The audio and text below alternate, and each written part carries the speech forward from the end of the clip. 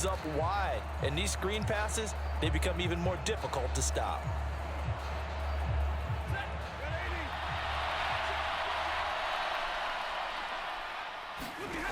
Desperation time for Stafford on 4th down. Able to slither by. And unable to break away. They stop him a few yards shy. No luck for the Rams as they fail here on 4th down. And this Steeler defense able to come up with a stop.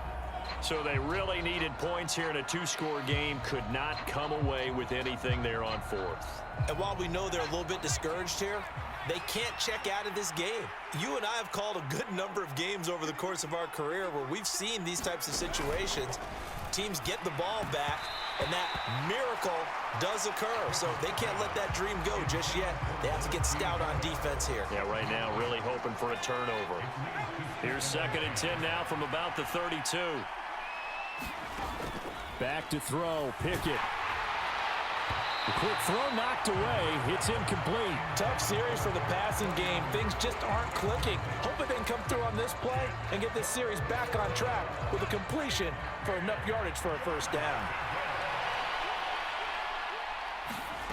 Pickett will look to throw it here. And now another one thrown incomplete. Critical play in this football game because if they pick up the first there, that clock keeps rolling. Has to be a little frustrating for them because they know that if they pick up a 1st down there and continue to eat away at the clock, really increases their chances of closing this one out. Now they're likely going to have to give the football up and sweat it out on the sideline.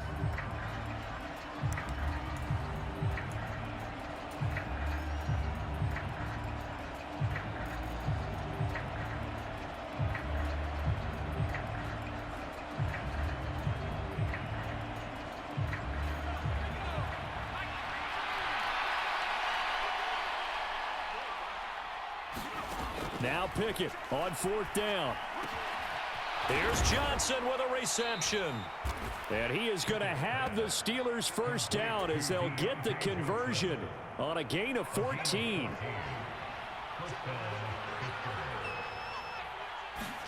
Pickett to throw on 1st down.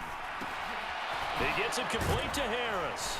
And he'll be brought down just shy of the 40.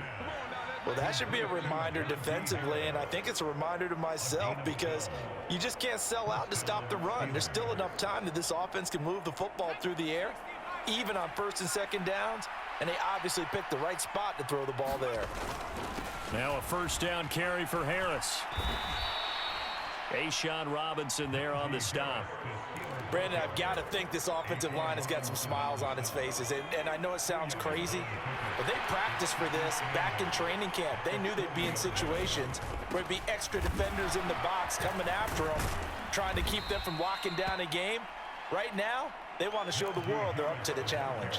65 yards rushing for him now with a couple of touchdown runs to boot. Well, partner, I know this type of running back. I mean, this size, this intensity usually gets better as the game goes on. I can just tell you from experience, the first few quarters, oh, you're eager. You come running up there, I'm going to tackle this guy. By the 4th quarter, you're coming up and thinking about it. And D-line wearing down 4th quarter. Yeah, that's not a guy they want to see consistently. This late in the game, Charles, I think you maybe seriously have to think about going for it. Especially where they are in terms of field position, because this is almost like no man's land. Might hurt your punter because there might not be enough space, maybe too far for your field goal kicker. I'm like the old rule. Possession is 9/10 of the law. Possession is 9/10 of winning the game. Go for it. Get the 1st down. Close it out. And I don't think he got there.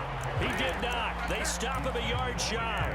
He needed 2. He only got 1. And the Rams are going to take possession of the turnover on downs.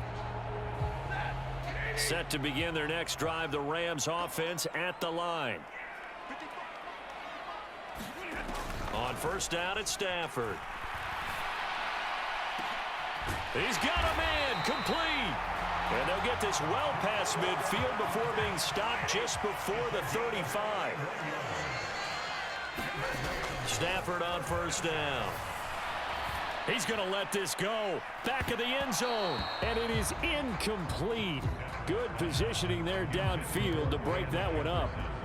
Give it big credit for his coverage right there, because when he saw the route break deep, he stayed in position to prevent a completion while avoiding any risk of a flag. Line of scrimmage, again the 37 as they line up 2nd and 10. Stafford. He lets this one fly toward the back of the end zone. And oh, it'll be intercepted. Picked up by Cameron Sutton. And the Steelers are going to take possession here. It's a touchback, and they'll take over at the 20-yard line. The Steeler offense here about ready for their next drive. They have to like the position that they are in. 4th quarter, 2-score lead, and now the ball back after the INT. 2 yards the loss, 2nd and 12. Got to figure now, after getting that turnover, they're just going to be happy to keep the ball on the ground, right? This is where covering the football, taking care of the ball, all the ball security terms that have ever been used, they come into play. And intercepted, maybe the turning point they need. Troy Hill picks it, and the Rams are going to take possession of the football. Certainly not what he was hoping for, Charles. That's now 3 interceptions in this ball game. But there's a lot of knowledge to be gleaned every time you throw an interception if you do things the right way.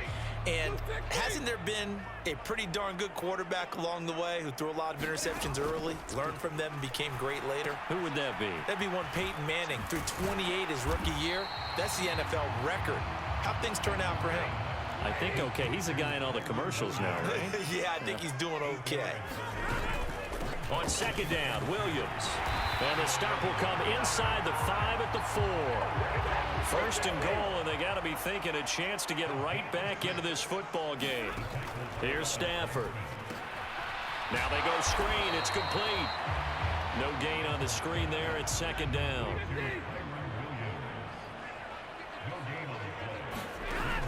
Now Stafford. Man open left side. It's Williams. And the stop will come inside the 5 at the 4. They get only a yard there. Now it's 3rd and goal. I thought that wasn't a bad time to call the screen. I thought late game, down on the scoreboard, had to figure they were expecting a pass downfield. Yeah, so the edge rushers, they're coming. That could have hit big. You're right. Good touchdown from 4 yards out. And the Rams have made it a 1-score game again here in the 4th.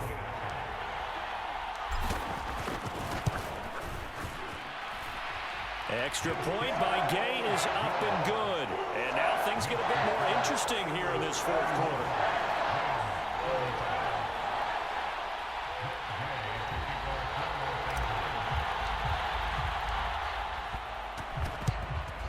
And this doesn't work. The Steelers recover it. The 4th quarter, they felt like they needed the football back. Unfortunately, they couldn't get it.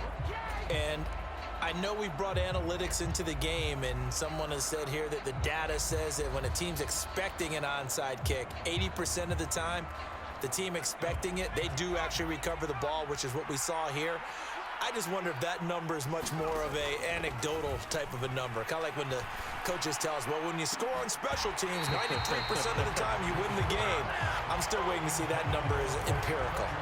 Fair to say the secondary play, whichever side you're on, hasn't really been a glowing exhibition so far, but a nice job there to prevent a long completion. I agree with you, but at some point, someone had to make a play and try and stop this exhibition of almost speed racing that we've been watching, huh? Yeah, it has been quarterback and receiver dominated. They do get a couple, but they'll be left staring at a 3rd and 8 coming up. Now, the objective there, I mean, yes, the positive gain, that's nice, but work some clock. Yeah, you're exactly right, but the problem for them is still within a possession, so they can't just sit on it running the ball. They'll have to find a way to throw it effectively as well. One of the bigger plays in the game thus far, and the crowd getting into it as we come up on a big 3rd down.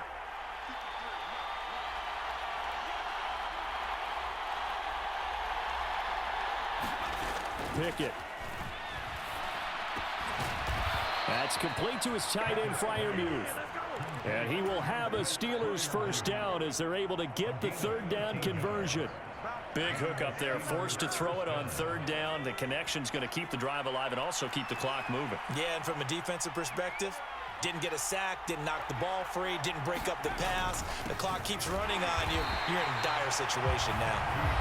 And now just 3 seconds before the 2-minute warning, they're going to call the timeout here defensively. So after the run for no gain, here's 2nd and 10. Now Pickett. And look at this. They get the turnover they needed. It's intercepted. 30. 10.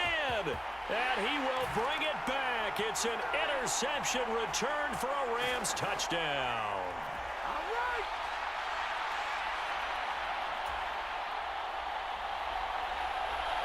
Still an important piece of business to take care of, the extra point. And that is going to put them up by 1, and it sets us up for quite a finish here.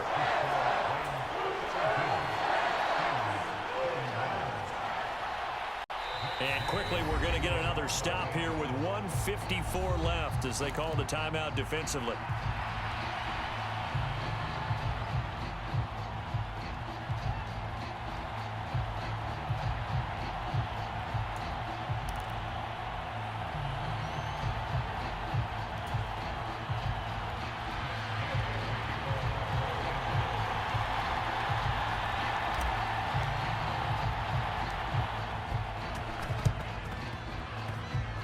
And this doesn't work. The Steelers recover it. The risk-reward of the onside kick. When you don't get it, the risk comes out to play, and here they gave up great field position. And that's the key to everything, because you're trying your best to press advantages when you have them, and field position leads you to that type of play calling. And whether you want to blitz or whether you want to throw the ball deep, those types of things, now they've given up that type of field. And that's intercepted yet again, and that could be the backbreaker. Picked up by the linebacker, Bobby Wagner. And the Rams have